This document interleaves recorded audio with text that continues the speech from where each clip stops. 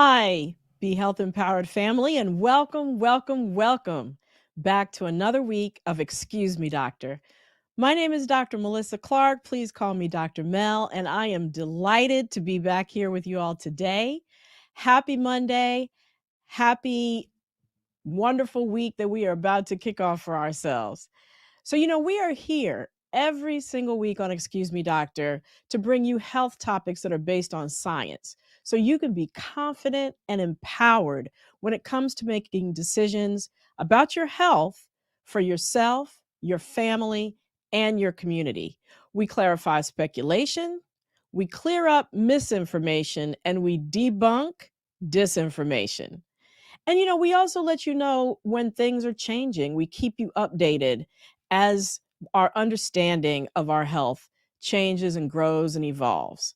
So we're streaming on YouTube and Facebook. For my newbies joining for the first time, please remember to hit subscribe if you're on YouTube. And if you're on Facebook, please hit that like button. I really appreciate you for that. So, we have a really special show lined up for you tonight. As you know, there are like 60 million Americans who are still unvaccinated. For some people, it's just finding a convenient time, but to go get vaccinated. But for the majority of the people who have held out from getting vaccinated, it's either due to distrust of the COVID vaccine or those giving it, or anger over perceived loss of their rights and their autonomy to make a decision for themselves. So, tonight we're talking about a really important community, one that's dear to my heart: creatives and entertainers, mainly because of their influence and high profile. My co producers know people personally who are artists who have lost their lives to COVID. And unlike many other people, creatives and artists and entertainers often have to be in crowds and in close contact with each other. So their thoughts about vaccination status and about prevention become particularly important in that environment. So we have two really special guests who are going to join us, accomplished artists in their own right. And of course, my wonderful co producers are going to join us. We're going to sit down and talk about our artists, a community that are disproportionately, is the artistic community, let me say that. Are they disproportionately not vaccinated? And if that's the case, why? So stay tuned right here. Make sure you're and sharing again this particular episode on Facebook. Share it with everybody you know in the entertainment industry whose livelihood is in performance or being with crowds. Share it if you're a fan of go-go, R&B, hip-hop, or you want to be in the crowd who's listening to those wonderful artists and you're wondering if it's safe. Make sure that you share it with everybody, because this is an episode you are not going to want to miss.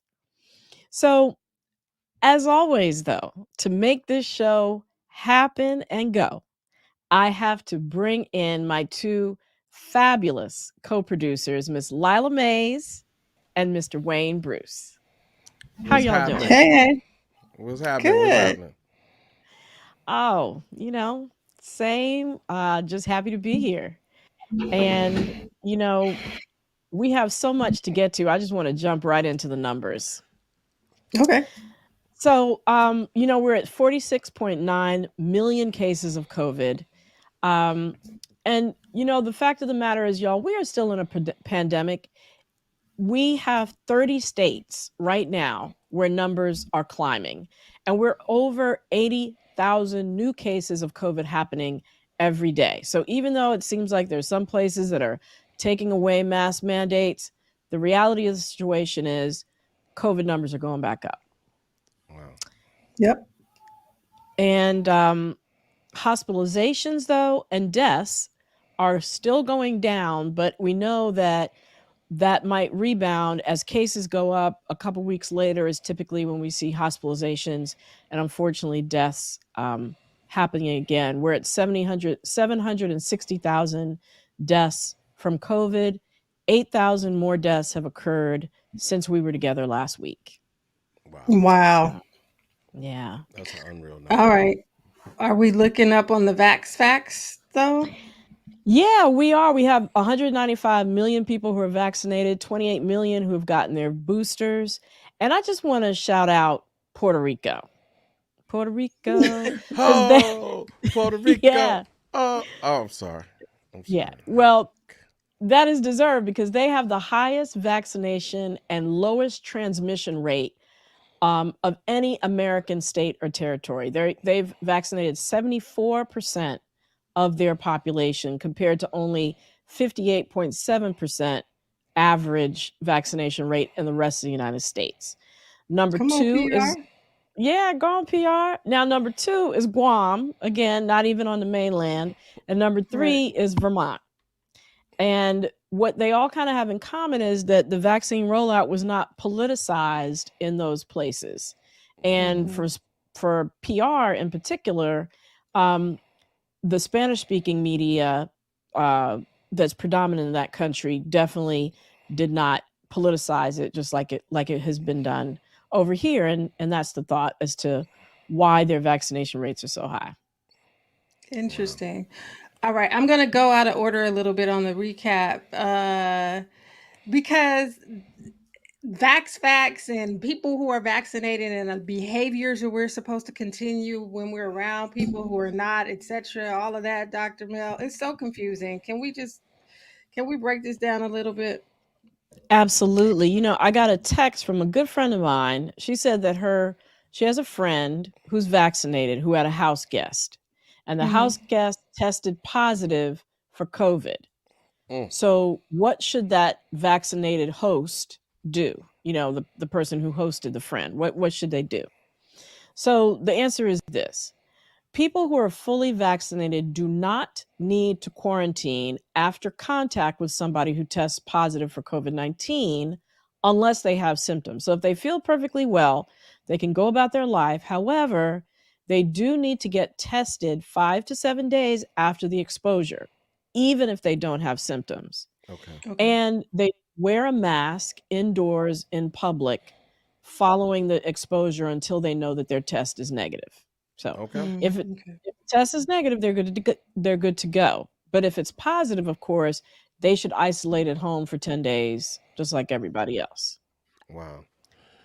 All right. And there you have it. So So, yeah, and that's let me just add, that's a little different than what's told to unvaccinated people.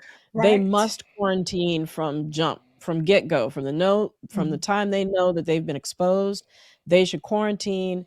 And then if their test is negative on day 5, they can come off of quarantine after day 7 as long as they don't develop symptoms. okay. That's cool. Okay. That's good to know. Uh, Hey, I wanna just because we're dealing with a show that's entertainment based tonight and dealing with my folks. I just wanna we had a really tragic concert and situation that happened a few weeks ago with Travis Scott and Astro World, and a young man, 9-year old, lost his life today. I mean, Yeah. and so I have to go to number two. I had this at number two. What happens if you're in a crowd crush? Because, I mean, that's the stuff we don't talk about. Like, how do you Mhm. get through that, Dr. Mel? Yeah.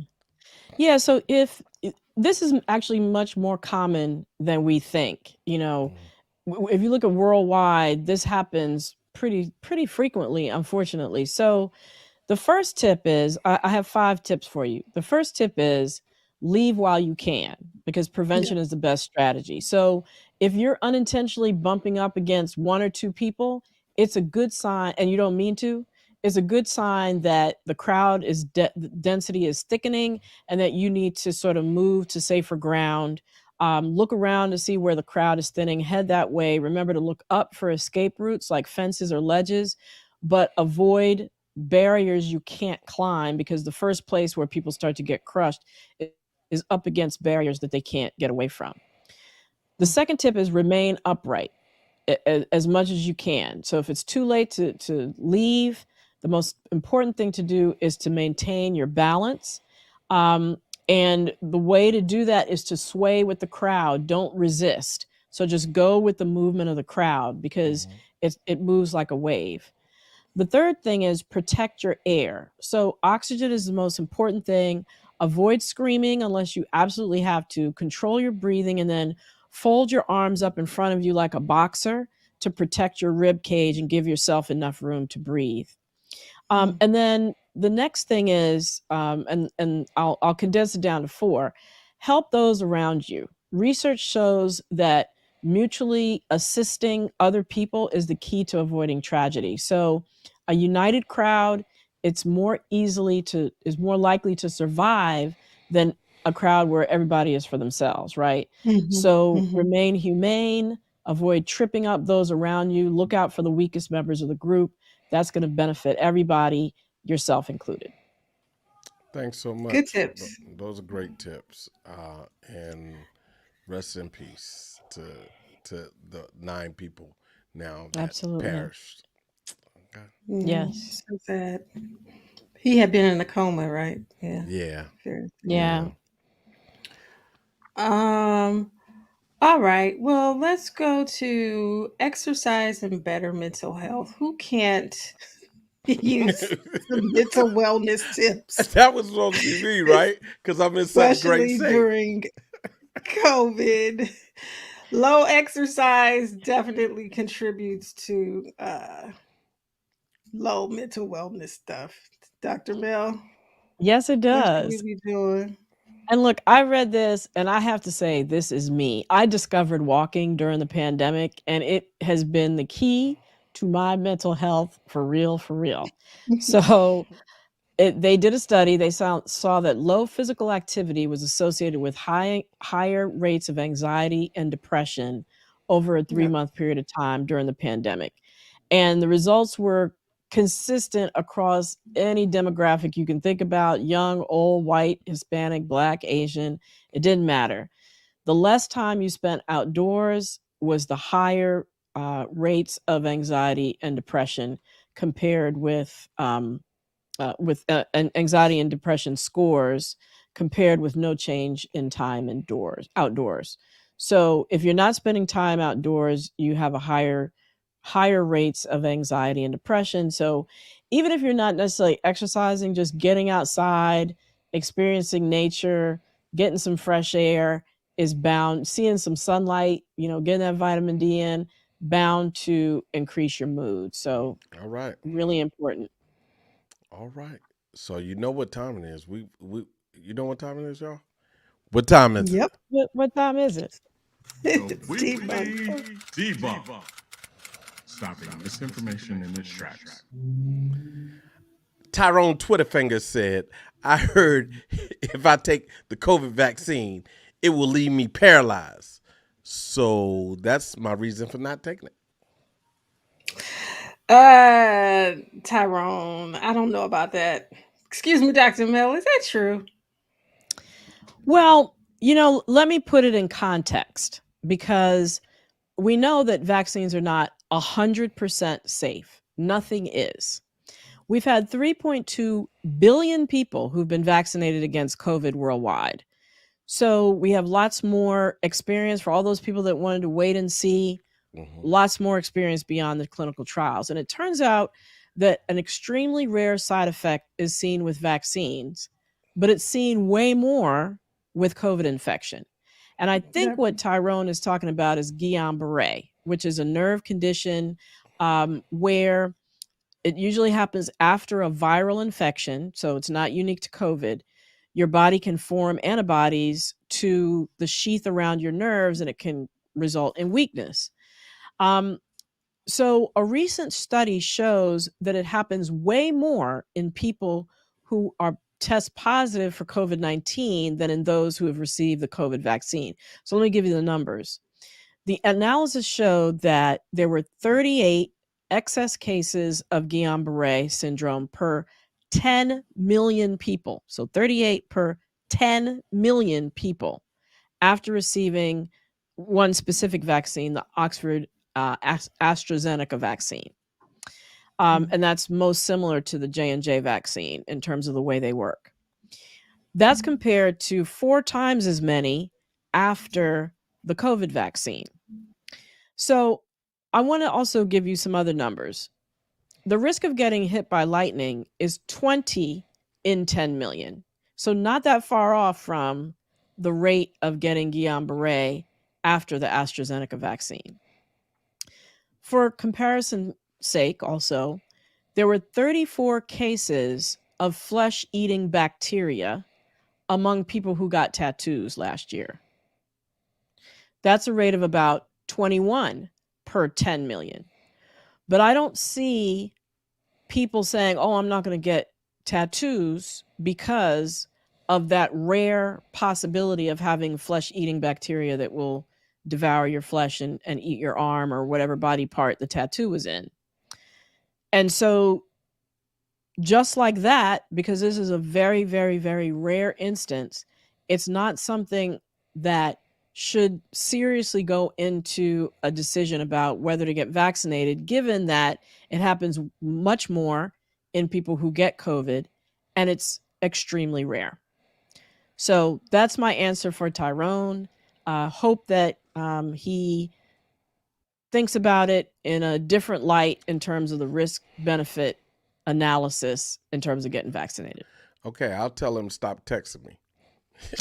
so look. No, because he has good questions. So. We gonna keep it moving. We're gonna keep it moving. We're gonna see you in the next segment, huh?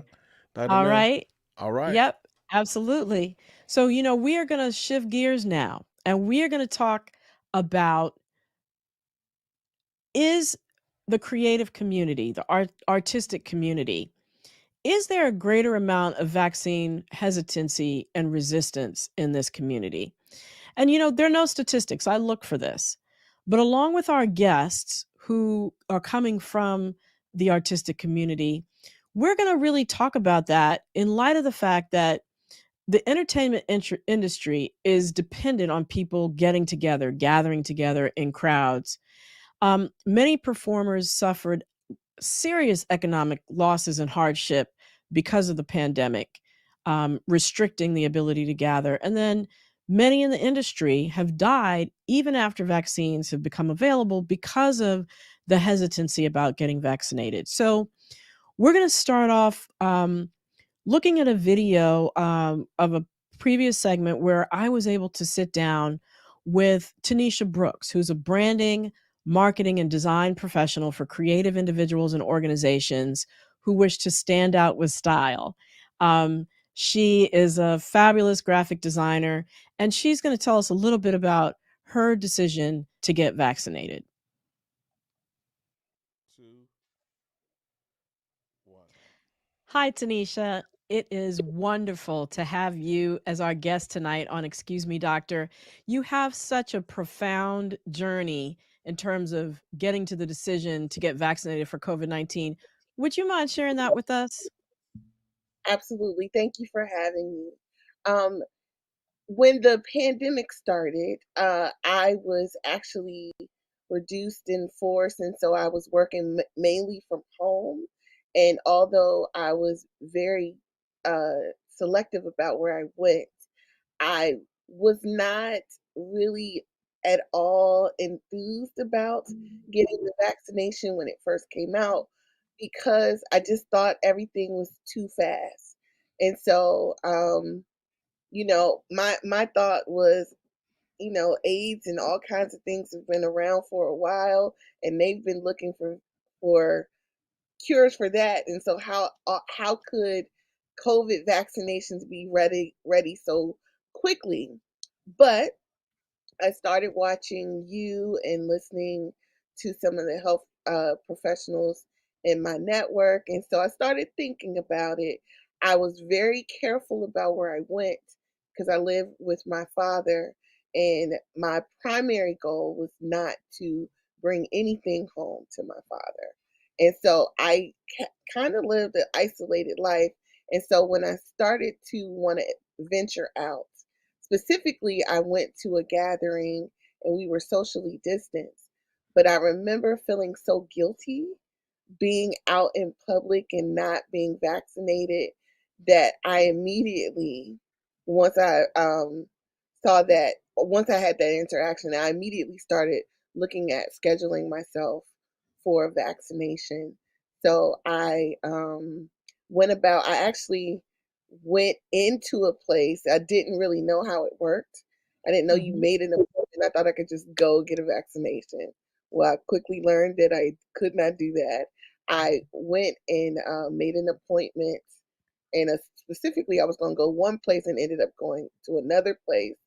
And it was made a suggestion to me to take a particular shot, and so I found that that shot wasn't offered immediately in my vicinity, so I had to go out and find it. And so, Right. once I committed to getting the shot, I Yeah. committed to getting the shot that I wanted to get and did Mhm. my research, and I've done that. And actually, I would tell everybody, if you're on the fence about getting the shot, think about not only of yourself, but your loved ones and the people around you. I My brother Yeah. got COVID early, and I remember being upset with him for getting COVID because he was letting people in his space. And we had just rekindled our relationship. So I was thinking that my time was getting cut with him. And then also, I've Mhm. experienced some loss due to COVID. Yeah. So it is a very jarring thing. It's a very polarizing thing. Yeah. And so, if you're on the fence about it, I would tell you, consider it, heavily consider.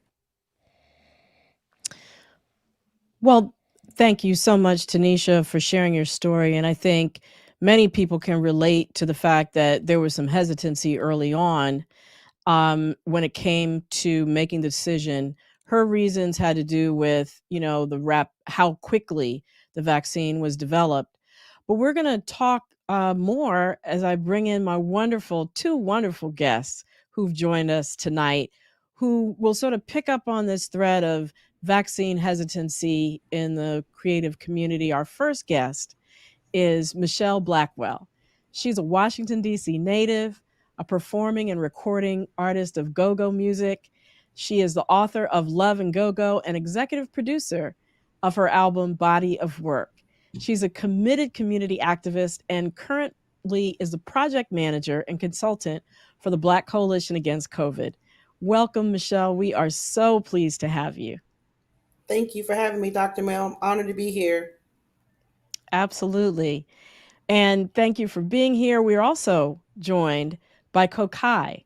He is a preeminent improvisational vocalist, Grammy nominated musician who's heard on over 60 titles spanning jazz, hip hop, rock, and R&B. He's a music educator, emissary with the US State Department, and recipient of numerous fellowships, grants, and awards. Thanks for being here, Kokai. Thank you, Dr. Mel, for having me. For sure. Absolutely. And so we are going to also be joined by our two co-producers, Wayne and Lila, who, as I mentioned before, know people who've been affected by COVID, unfortunately, who've lost their lives, just as Tanisha indicated in her video. So I'm just going to jump right into it. I'm going to start with Michelle. What are you hearing from your colleagues in the DC music community, especially the go-go community, and very maybe starting even more basic for our listeners in Alaska? What is Mhm. go-go? You might need to start there. Well, yes, thank you again. And hey, Kokai, thank you Sir. everyone for tuning in. So, go-go music is a form of music that started here and is indigenous to Washington, D.C., with its branches stretched very early on into Maryland and Virginia and in surrounding areas. It is a percussive, heavy form of music that was started from the Godfather, who we call the Godfather of Go-Go, who is the Godfather of Go-Go, Chuck Brown, and of course artists like Sugar Bear from EU and Trouble Funk. Go-Go has its fingerprint in many, many other genres like R&B, hip hop, jazz, and it's recognized by many artists all over the world and is beloved here in Washington, D.C. But the best way to describe go-go is what I tell everybody now, which is a little more difficult now because we're in the pandemic, but you kind of have to be there. So in a sense, you And need to get out to a go-go and right. And so with being there and I mean there's nothing like experiencing go-go live. Um what are you did concerts really ever stop in the go-go community here in DC and elsewhere during the pandemic? yes. So in the beginning, so the lockdown officially happened in the first week of March. I know that personally because that was my last show was on, I believe, March the 7th or 11th in 2020. And in DC, Maryland, and Virginia, there was a general lockdown. So no bands were playing. However, once word got out that there were certain parts in Maryland and in Virginia that were not as strict when it came to their gathering policy. Some of the bands started to perform there. I would say late May, early June, maybe. They start to perform again. Not all, and not myself. I actually have not performed since the lockdown, and I know a lot of bands are performing, but I'm still biding my time, trying to wait until it's safer for me, and I'm kind of following the science. And but I'm looking forward to being back on stage, and I definitely am praying for my fellow artists and go-go artists and musicians and the fans themselves to just be safe. Absolutely. So, what are you hearing, Kokai, amongst your colleagues in terms of um, excitement about getting vaccinated? Well, I mean, the funny thing is that it's not everybody's not excited, right? You have the skeptics, and rightfully so. So, we're talking about a group of people. We're talking about mostly black and brown people who systemically have been subject to experiments, right, by the government over time, right? If we, people talk about Tuskegee experiments, talk about all the atrocities that have happened to us historically, and so, but people are starting to try to bring those same that skepticism into what's happening today. And some of the things that I'm hearing from some people that I respect is kind of weird because it's the similar thing to Twitter fingers do, asking wild questions like these are people that I know that have done many things before, and as musicians, as working musicians, we've already had to take vaccines. So before pre-pandemic, if I wanted to travel to Africa or China, I had to have the yellow card. Like they still required the yellow card to get certain visas in certain spaces. And that yellow card had vaccinations that you had to get, like meningitis, or you had to be vaccinated against malaria, you had to get it for yellow fever, you had to get it for hepatitis A, B, and C. Like those were all vaccines that you needed before you could travel out of the country. And so what I'm finding is some people are like, yeah, I can't get this vaccine because I don't know what they putting in it, or the government wants to track you, or weird. It's all sorts of stuff happening. But I think what happens is because we've been in a pandemic and people have been sitting in the house with their thoughts for too long. Sometimes your thoughts plus sci-fi get out there. Yeah, You know what I mean? So makes sense. Makes sense. yeah. Now, so Michelle, what are some of your thoughts as to why maybe some of your colleagues may be a little bit more reluctant to get vaccinated? Well, I've just observed. So first, I've been a full time performer since I'm going to say 2000, 2001, and I had always thought, and I know I'm not alone. I always thought that we were kind of an industry that was foolproof. Like there was nothing really that could stop, Mhm. aside from a bomb dropping on, on the country, people from partying. Like people were always going to want to party, no matter if we were in a recession, a depression. It didn't matter. You had your juke joints back in the day. You got your go-go's now. People always want to come out, and so I think the industry was shocked, in particular the go-go industry or just the entertainment industry was shocked Hmm. that we were affected so thoroughly by this Hmm. pandemic because we're so dependent on people coming out and things of that nature. So I think there was like this ambivalence towards the whole idea of COVID. We're just disgusted by the whole thing. People are losing thousands of dollars. So anything having to do with whether it was social distance, gatherings, masks, all of that was kind of, the opposite of what, you think about when you're going out to have fun. Mhm. And so Mhm. when the vaccine, came on board, that was just yet another something else, I think, that just made, that by then I think people were already kind of turned off by the whole situation. So that, I think that probably plays a Yeah. role. Yeah. I think Right. also it was the political climate too. So you're looking at Yeah. a perfect storm of what's been going on. You got a lot of skeptics, people with conspiracy theories, the 4chan folks, the QAnon people going off and on. Everybody talking about the mark of the beast, and you got the Trumpers, you got all kinds of wild stuff happening at the same time, and people just feeding all sorts of, and you had a president at the time who was anti-fax, right? Just Mhm. Right. the facts were not necessary. It was, you could go sip some bleach and be all right. Like, can't we Right. just inject that? I Right. mean, we could just inject some Clorox, right? Like things that Right. you Right. would never Or do ever in shine some ultraviolet light in us. Yeah. Exactly. Like, so all the crazy, and then like attributing the virus to a specific space. And if, like, honestly, it just felt to me like I have to be watching. This is a movie. This is a sci-fi Right. movie because people are spouting sci-fi facts. They spouting the sci-fi conspiracies. And then, we living in sci-fi because you got the president talking about if I shine a light on myself and drink Clorox, Right. we'll be fine. Like, Right. don't Right. believe those scientists. Believe my friend over there who's never Right. had a degree in anything except English. Like, come on, dog. Like, So, it was that type of thing, and I think yeah, that exactly. added to it. Exactly. Yeah, Yeah. you muted. You muted, Doc. Uh-oh. Doc, Doc, we can't hear Doc, you, Dr. Mel. you got to come back. Michelle, I have a question for you while we're waiting on Dr. Mel. So you haven't performed since the early shutdown. How have you fed? This is just a sidebar question, but how have you fed that creative energy if you're not doing live performances? Are you doing virtual stuff? So, full disclosure. So the shutdown was in March.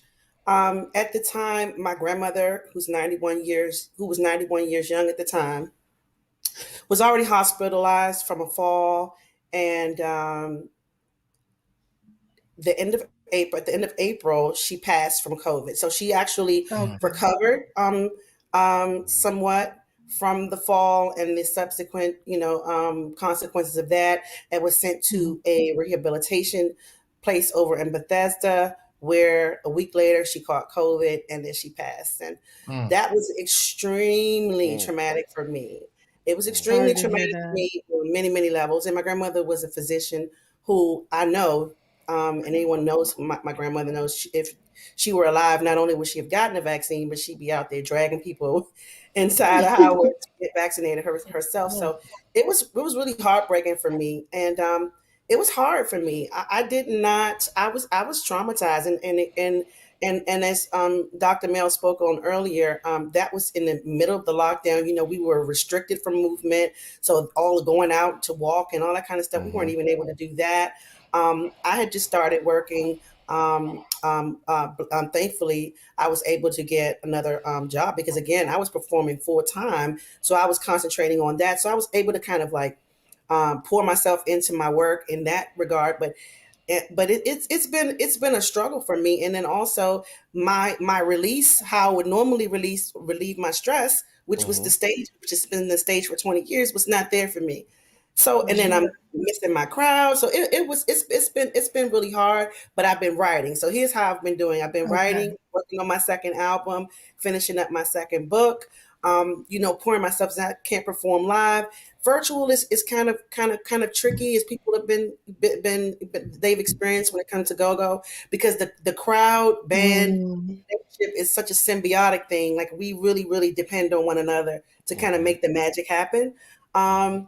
Um, it's I haven't ruled it out, now that things have been extended, but so I've just been, writing, and focusing on, my comeback, which is happening. okay. And yes, it is. And let me just say, Michelle's grandmother was not just a physician. She was a probably 4'9", 4'11", 5'1", somewhere in there, powerhouse of a mm. woman, even at 91, psychiatrist, just an incredible, incredible physician and human being. Um, So I want to pick back up on what Kokai was saying. We're a year later, right, Right. from that administration, Hmm. and in light of all the death, the economic losses that have happened in the artist community, those people who are still holding out, what do you say to them? Wow. Especially, and let me just say, especially, let's say, you just came off tour and you're on stage with them, and you're in close quarters in studios having to record with them or perform with them. What do you say to those people who haven't been vaccinated and are in close quarters with you? Well, first, they're not going to be in close quarters with me. Like, so that's That part. I mean, even Okay. we either well, or you just gonna have on your mask. Like I'm gonna be talking to you through this mask, and that's how we're gonna keep it moving. I actually just came back off a tour in Europe, and we all, everybody was vaccinated. We all wore a mask. It was part of our rider that if you wanted to talk to the band, you had to wear your mask. Like we put in all the protocols because we knew that the first person to catch COVID, the tour was over, and I haven't been Right. on the road in 2 years. Wow. So I had to Right. relearn road chops, like what to do, what not to do, how to cross the street. Like it was just regular stuff that you took for granted. Mm-hmm. I had to get my airport chops back, like how when to get in line, what to do with your airline miles, what the lounge looked like. Like it was all kinds of, just stuff getting back to that, and then thinking about the stage dynamic and watching the crowds in different places. So to what I say to my friends are so it depends on who your friends are. Like I said, the Mm-hmm. friends that I have that are super, super skeptical and they talk about the health benefits and they feel like they being forced to do something, I feel like they caught up in that same skepticism that's been going on for a while. And you really not gonna convince them with logic, right? Because they in skepticism space. But for those of us like the ones I could talk to, I feel like, listen, it's like, look, man, you the same person or young lady, you the same person that go out smoke hookah behind people. You the same person that used to smoke weed that somebody done spit on the blunt and you was passing that joint around, you ain't had no problem. You was the same person that went and got the yellow card, and got all the shots before you had to go to a foreign country. You drink True. after people, you would drink the Henny out the bottle right after somebody else. You was, we all, we know you was flagrant in your dealings with folks, you know what I'm saying? Because you was a big wild geeking out this job. Like, so all of that stuff, like, come on, Slim. Like a vaccine, really? Like, oh, the government's trying to track me, but you walk around with a cell phone in your hand, A you new know, cell and, phone. right, a brand new cell phone with the chips in it, right? Right. I don't want you to have, they can't come. I don't want them all up in my DNA when you got a biometric passport. Like, come on, Slim. Like all the stuff you did, they already got facial recognition. You already in the Come on, system. You Kokai. already done stuck your fingerprints on everything. You touch everything all day. You got your fingerprint in your car. You think your car ain't connected to the internet while you walk around with Apple CarPlay or Android CarPlay in your car? Come on, Slim. You use GPS every day. They tracking you. It's been Facebook already been tracking you. You on Facebook 9 million times a day, halfway putting all your information up there, answering every question in the book. You know what I mean? That they ask you, what's your first puppy name? And you out here, Big Red. That was my first puppy. Like you just out here giving up all your information, giving up all your biological data. You out here already put yourself all up in the system. Why you tripping now? Like this is the hill. Like Hennessy and Coke, and then follow that up with the blunt, and then go smoke hookah, and then rub on 5 people way before the pandemic. And then tell me your face itch. Later. Now you want to talk about you. Now you safety. Now I'm about safety. Like I don't want to catch nothing. Like come on, Snuff. Killing Well, me, you man. make Uh, some Like you I make some can't do woo, excellent points there. You make some woo. excellent points, and yeah, I mean all of that ditto. Um, so Michelle, I want to ask you. A lot of artists that I talk with are very much into being holistic and natural health and natural medicine. I know I've heard Dr. Sebi's name come up a lot and are very much into their natural medicine proponents. Do you find that it's a factor with people who um, with artists who might be more focused on the holistic living, maybe not the ones that are drinking henny out the bottle like Kokai said? some of Well, them the do it reason too. why, honestly, I have to say the reason why he said that was because he knows that when it comes to a musician's life, and if you've been in this business as long as we have, let me tell you, It's not unheard of for trips not just to IHOP or the breakfast spot or what's the place up on Wisconsin Denny's. Avenue. You know, Anything. but also, even 7-Eleven, they eating the smoky big bites and all kind of stuff, like the lifestyle. And then, the chicken in the club and the fries in the club and everything. It's not your healthiest lifestyle to begin with, honestly, for a lot of them. But one thing I do appreciate is that the pandemic has made people a lot more health conscious because they're thinking of different ways, even though you have doctors who are pro-vax and are also pro healthy living and herbal and natural remedies, that they're more health conscious. So I wouldn't necessarily say that they're more health conscious, and that's the reason why. But I think the pandemic has helped us in that regard. But if you don't mind, I'd like to ask Kokai something about his journey in performing again, because it's been one of my biggest anxieties of trying to figure out. Because I know in the beginning I would get, first of all, I've gotten many requests from promoters, and asking, when am I going to come back? We're going to make sure it's this, we're going to make sure it's that. But I remember, asking certain questions about, safety protocols, and some people would be like, oh, okay, Michelle, and kind of the way they said it, let me know. I'm not even going to go there because it's going to be kind of hellish for me. So how was your experience overseas as opposed to how we probably experience things with venues here? I don't know. No, And I mean, I I'm sorry. would just want to tack onto that the emphasis on the overseas versus the United States. Yeah. Yes. Okay. So I do want to digress. My friends who have kept the same energy with never getting a vaccine ever, right? So I have friends like that too. They going sea moss it. They going vitamin C, apple cider vinegar it all the way out. They never took a vaccine ever, never. For those people, I'm like, keep riding. You gotta keep the same energy. And I also have a friend who has autoimmune disease, and he's like, I can't take the vaccine. Like it'll do something to me.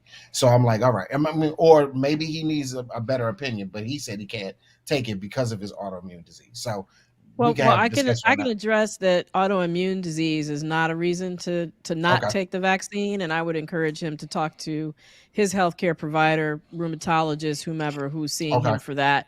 The American Society of Rheumatology has recommended that even people with autoimmune diseases get vaccinated.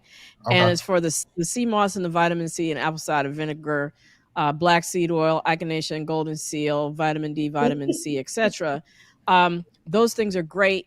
I don't have anything against them, but they do not build antibodies. They don't create antibodies against COVID, and they don't prevent the spread of COVID like the vaccine Right. diminishes the spread of COVID and helps protect those around you. So anyway, Thank you. sorry, No, back to so no, no, overseas. no. So the overseas, I just wanted to address that too because I know that I have friends that have never ever gotten a vaccine of any kind, Wow. right? And so I didn't Mhm. want to lump them in with the Right, I folks got who you. who got vaccines before, but now Yeah, all of a sudden that they're Dr. Spock or whoever, right? So, makes sense. um, for the overseas thing, like America's typhoid Mary when you talk about being overseas on tour. So other Mm-hmm. protocol, and other countries that had it just as bad as us, their protocols are way different. So the way that Mhm. we had an excellent tour manager. Shout out to my man Dimitri, who is an excellent tour manager because he's a nice fellow, but when he got to be mean, he mean, and he's not. He's like, no, the writer said, like, so that was one of them things. So if you're not the person, like Michelle, I would say this: if you're not the person that want to tell people no, go get you somebody who thorough. Like I'm not. You're gonna spray the microphone. You're gonna spray the Right. microphone, and Yeah. everybody gonna wear their mask. And you're gonna spray all the microphones, and this is how we're gonna do this. And it's gonna be 6 feet from the edge of the stage to the audience. And it's gonna be, if you want to come talk to me and you don't have no vax papers, then you need to put on this mask. Like it's just that. That was the thing that made me feel comfortable. Because Right. trust me, I was nervous. I was super nervous getting on the Yeah. plane. I was looking at people funny. I was getting ready to snitch on everybody who had their mask under their nose. I'm like, what are you doing? He got his mask on his nose. He got his mask on his nose. Like he coughing. Like I was just like, it was nervous. Listen, I was snitching. I was like, somebody over there coughing. I don't understand what's going on. Somebody need to get Yeah. them. That's particulates in the air. Right. Like I Right. was out there. Right. So So so yeah, of course. But when I hit the stage, when I saw what everybody was doing, That was the thing that made Yeah. me calm down because I was like, oh, everybody trying to have a good show. And in Mm-hmm. Yeah. Belgium, in particularly, that was my first stop. Everybody was not only did they have to have the green pass, which is the universal pass that the EU has that the United States has not figured out yet how to get a universal pass so Mm, everybody who's been vaccinated could just yeah. show a QR code, which makes a lot of sense, but we seem to can't get it together. The European Union has done that.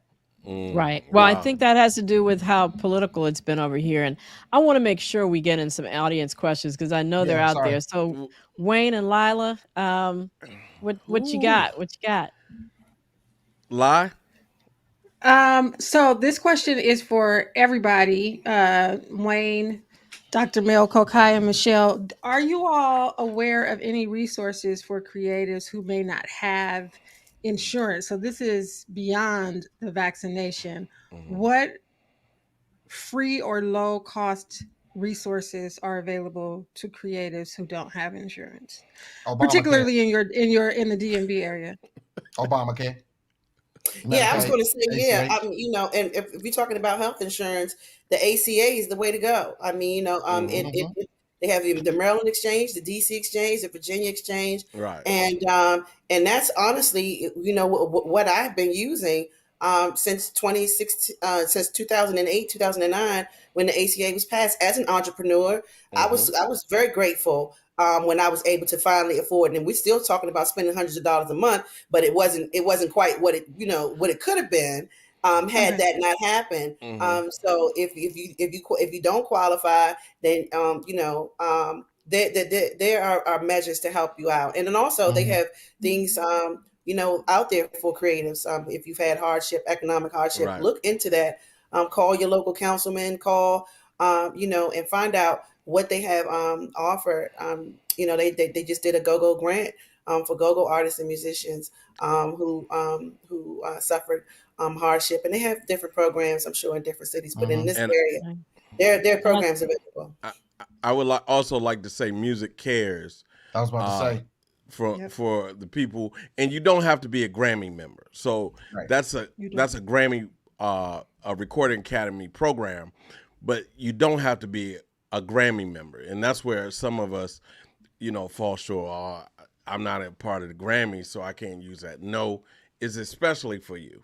It's Hmm. especially for you to come out and get taken care of by other musicians and other people Mhm. who've poured into a creative's lives. So I would say that also, and then Lila. I would add lastly for those whose income doesn't qualify them for an ACA program, they can also consider Medicaid. That is also an option. And there are also federally qualified health clinics, also known as free clinics, quote unquote, that do offer excellent medical care.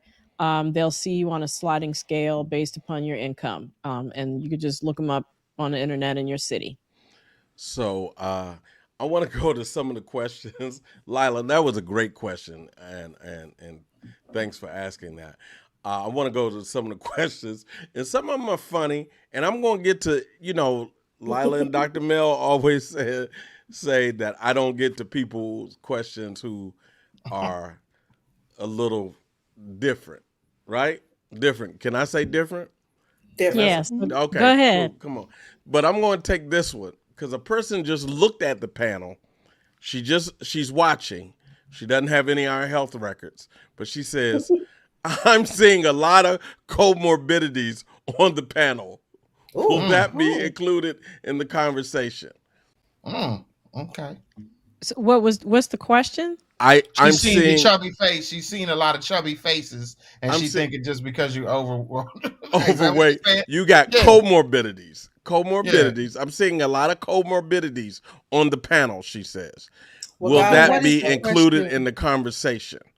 Well, God Well. bless her. Yeah. Okay. We've had several conversations about comorbidities, but go ahead, Dr. Mill. Go ahead, Dr. Yeah, Mill. I was just gonna say that comorbidities, whether they be obesity, diabetes, lung disease, kidney disease, heart disease, sleep apnea, mental health disorders, actually, depression and anxiety, all those put you at higher risk for COVID 19. And in addition, are not reasons to avoid taking the vaccine, are actually reasons to take the vaccine because they those individuals were studied in a clinical trial. Information has been collected on the, what did I say, 3.2 billion people who've been vaccinated across the world. Many of them have had comorbidities, and it's found that the vaccine is protective as well as safe in those in people who have other health conditions, Yeah, and I help got the keep them out of the hospital. I got the shot. I'm gonna get the booster. I also hit the gym and run 2 miles. And if you want Joan in real life, you can come see me.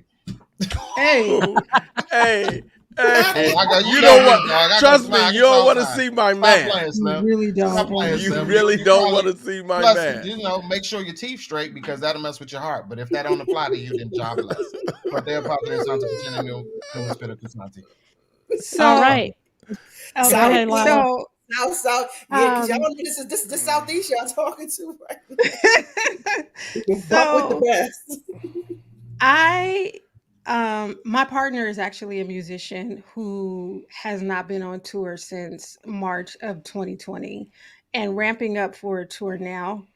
Um, but what I have discovered in talking to him, this is just an observation. What I've discovered in talking to him and preparing for this tour is there are a lot of promoters and tour managers and artists who are not allowing musicians to travel with them if they are not vaccinated. Come on. So some of this is going to continue to mess up money. Hmm. Mm-hmm. If you want to tour or go do live shows, there are a lot of places that you cannot perform as a creative if you do not get vaccinated. So just something else to consider. Yeah, Right. And it has nobody been a wants that motivator for a liability. lot of people. What you Hmm. Yeah. say, Coca? Nobody wants the liability. Like Hmm. honestly, you Right, if we start this tour and we start rolling and one person in the band catch COVID, it's a wrap for everybody. It's a wrap. right, The whole bus is shut down. So if it's Hmm. 14 of y'all on the road and y'all got 14 city date and you get sick on the second city and now you got quarantine for 7 days, that's 7 canceled shows. right, Everybody trying to mess with you.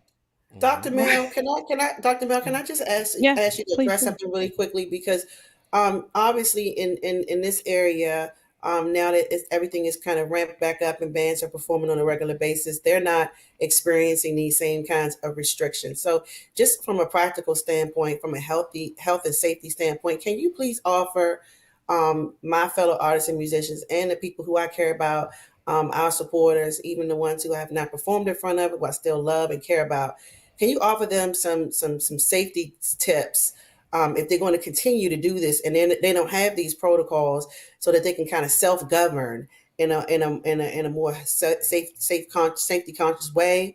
Can you provide some tips and advice for our, because we're talking about maybe a few hundred people in a venue every Friday and Saturday. Yeah, They're close together. I'm seeing the videos. I love y'all, but truth is truth. I'm not seeing is Yeah, masks. And yeah. yeah, Well, I so know, just talk about that, please. absolutely. I mean, I know a lot of indoor venues have opened back up. I mean, I've even been to a concert at the Blue Note in New York, and people were crammed in like sardines. I was very nervous about it, but we for the musicians and for the audience, I would say be vaccinated. A lot of these venues are requiring vaccination cards to be admitted. Wear your mask if you're not eating or drinking, and if you are eating and drinking, take sips in between and put the mask back on. I think that's the safest way to go about it. Kokai mentioned some excellent ones regarding the stage itself, sanitizing the mics, and making sure that you, if possible, are 6 feet away, especially from the singers and anybody who's going to be opening their mouth and singing, and the wind instruments. If possible, keep them apart from everybody else and at least 6 feet back from the audience so that they're not exposing everybody else. And wear your mask when you're not on stage. I would even submit that those people who aren't singing and playing woodwind instruments should be wearing their masks on stage. I mean, Yeah. I think that's really the safest way to go about it.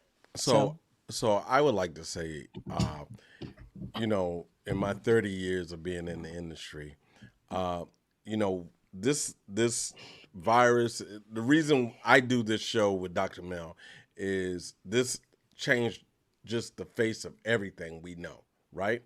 And so, in coming back off of this, I had a pretty big concert and was at a venue that required that everybody Right. either be vaccinated or take a PCR test or take a COVID test 48 at least 48 hours.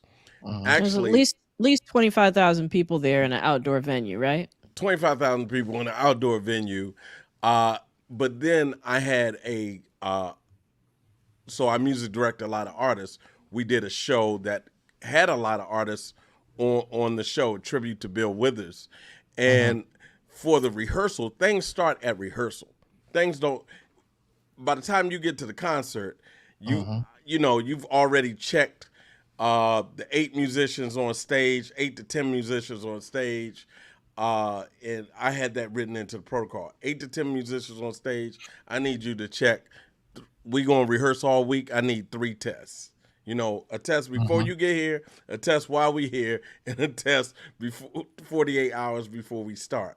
And that's Mhm. that's important for making the artist feel comfortable. Then I was dealing with an artist the next day that wasn't vaccinated, Mm. and so who was a singer. Mm. So her prerequisite was you have to have a negative PCR test. I don't want to see an antigen test. I don't want to Mhm. see that 50-50 junk. I don't really want to see that. I need to see a PCR test. Mhm. And then and only then and then she was 10 to 12 feet away from us at all times singing. Mhm. Yeah. It was really a 12 feet, 20 feet from stardom type thing. Mhm. Mhm. So, it starts before you get on the bus, Lila. And I'm quite sure, you know, those people are taking Yeah. protocol that Mhm. you don't want to travel with people who aren't vaxxed because they may not get in the venue. Yeah. Right. I mean, I yeah. Go ahead, Dr. Mill. No, go ahead, Lila. I was just gonna say, so my partner's a musician, but I work in TV and film, and so everything. I live in Los Angeles. Everything got shut down. Productions got shut down until those white papers could get written and protocols could be Mhm. in place. And I'm talking Mhm. about A zone, B zone, C zone, D zone, certain protocols, certain PPE from one zone to the next. You're getting tested the day before. You're getting tested on site. I mean, and so just to throw back to what Tanisha said in video, this is a community responsibility. This is Mhm. not just Mhm. about ourselves. I said this last week. We got to be community minded Yes. about protecting each other. Right. Mhm. Unfortunately, as rich as this discussion is, I just looked at the time and realized, unfortunately, we have to wrap up. I am so impressed by everything that you all have had to say. Thank you for sharing. Thank you for that wonderful note that we just ended on, that this entertainment and art is a community experience. It's a community experience to be enjoyed together, to be created together. And as much as individual autonomy is important in a pandemic, we have to think about each other. And so I'm just going to wrap up by thanking you all for being here. Thank you to my wonderful producers. And just encourage everybody out there. Like I said, vaccines aren't perfect, but they're the most perfect thing we have right now, That's in right. order to protect ourselves, protect our families, protect our communities and our loved ones, along with the testing that Wayne brought up, along with the masking protocols, along with the social distancing protocols. Those are the best ways to stay safe and still be able to earn money at our crafts, what we love to do, and to be able to enjoy the healing benefits of art and music.